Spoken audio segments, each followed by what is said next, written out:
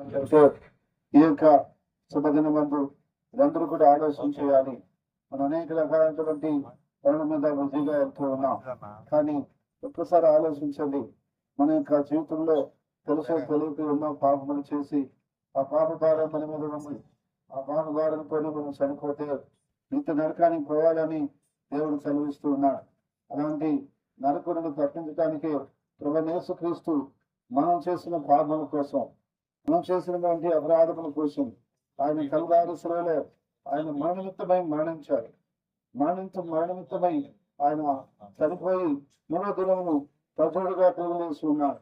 కాబట్టి ప్రయాసపడి భారతస్తున్న సమస్యల ద్వారా నాయకు రండి, విశ్రాంతి ఇస్తానని చెప్తున్నాను. ఈరోజు మానవుడు చేసిన పాపములను బట్టి నెమ్మది లేక, విశ్రాంతి లేక, ప్రశాంతి లేక, టెన్షన్తో, ఒత్తిడితో, దిగులతో, భయంతో జీవిస్తున్నాడు. ఈ భయం నుంచి, ఈ టెన్షన్ నుంచి, ఒత్తిడి నుంచి పూర్తిగా విడుదల కలగాలంటే ప్రభువైన యేసుక్రీస్తు విశ్వాసం ద్వారా మన ప్రత్యేక భారమును ఆయన తీసివేస్తాడు. అప్పుడు మనకి నెమ్మది కలుగుతుంది, సమాధానం కలుగుతుంది. ప్రయాసపడి భారం మోసుకునిచున్న సమస్త జనులారా, నా యొద్దకు రండి, నేను మీకు విశ్రాంతిని కలుగచేతును.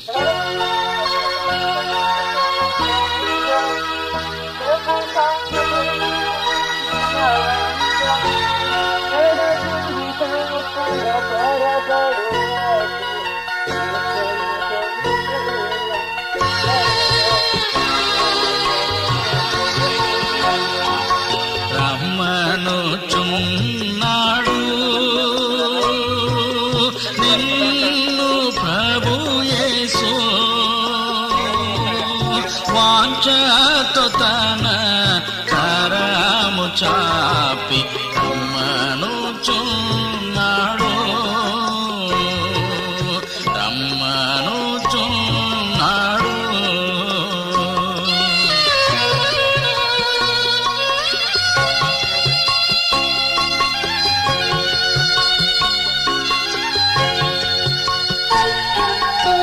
ఎటువంటి శ్రమలందును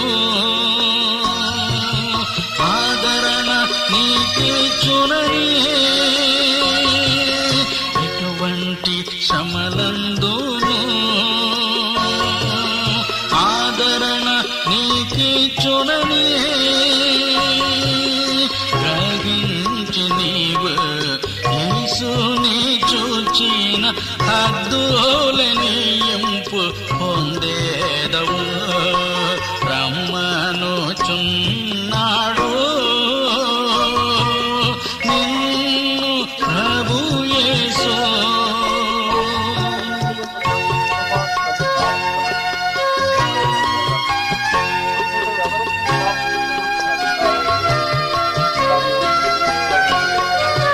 కన్నీరంతా తొడచూరు, కను పాపవలె కాపాడు.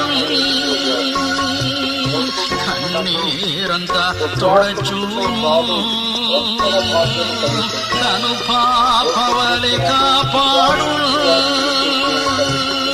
కారుమిగంబలె కష్టములు వచ్చినను కనికారించి నిన్ను కాపాడును.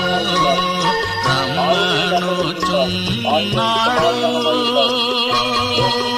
నిన్ను ప్రభు యేసు.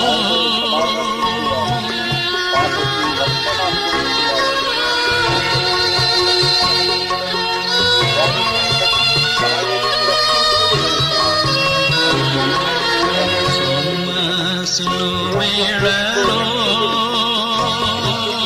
బలమును నీకిచ్చును. సొమ్మసిలు వేళలో